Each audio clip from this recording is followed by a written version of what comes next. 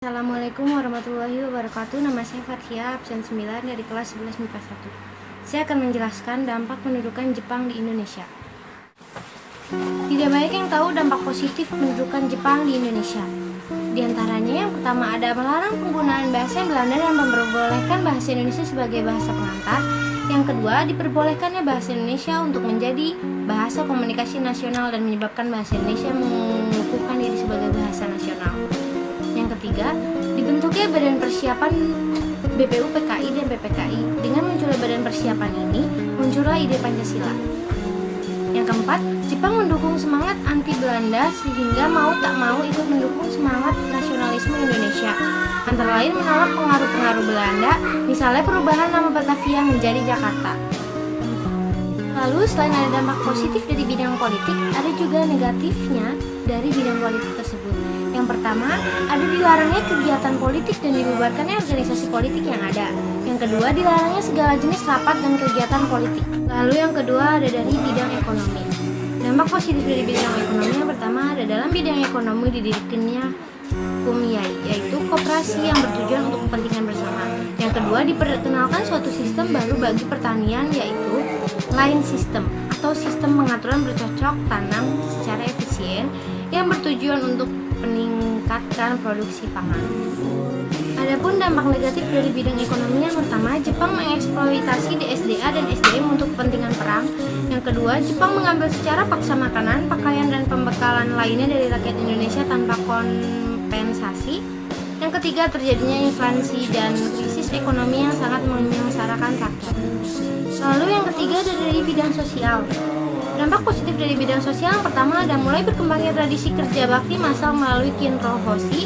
Yang kedua, munculnya sikap persatuan dan kesatuan dalam mengusir penjajah di Indonesia. Yang ketiga, bangsa Indonesia mengalami berbagai pembaharuan akibat didikan Jepang yang menumbuhkan kesadaran dan menumbuhkan keyakinan yang tinggi akan harga dirinya.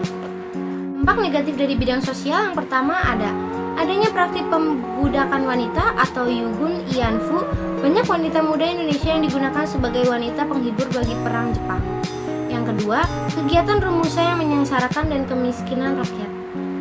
Yang ketiga, pembatasan pers sehingga tidak ada pers yang independen dan pengawasan berada di bawah pengawasan Jepang. Lalu yang keempat dari bidang budaya.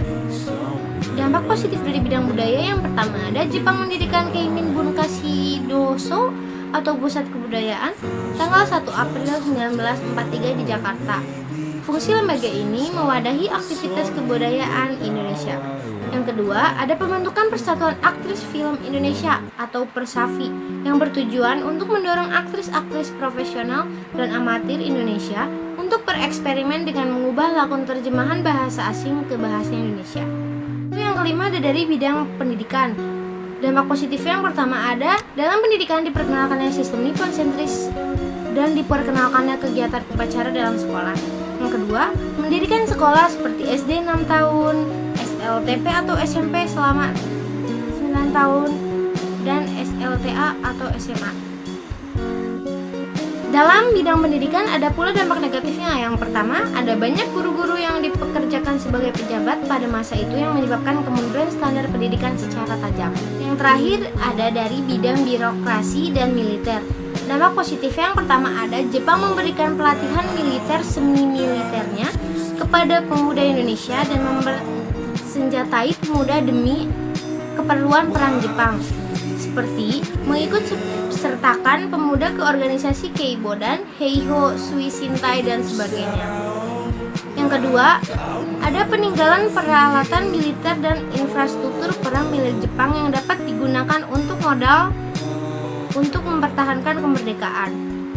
Setelah Jepang menyerah tanpa syarat kepada sekutu, bangga peralatan militer Jepang yang kemudian dikuasai oleh pemuda Indonesia. Dan ada pula dampak negatif dari bidang birokrasi dan militer. Yang pertama ada pelanggaran HAM yang dilakukan oleh tentara Jepang karena menghukum keras orang-orang yang menyimpang atau menentang dari Jepang. Yang kedua ada Romusa atau mobilisasi rakyat Indonesia, terutama warga Jawa untuk kerja paksa dalam kondisi yang tidak manusiawi. Dan yang terakhir ada krisis ekonomi yang sangat parah. hal ini karena dicetaknya uang pendudukan secara besar-besaran sehingga menyebabkan terjadinya inflasi.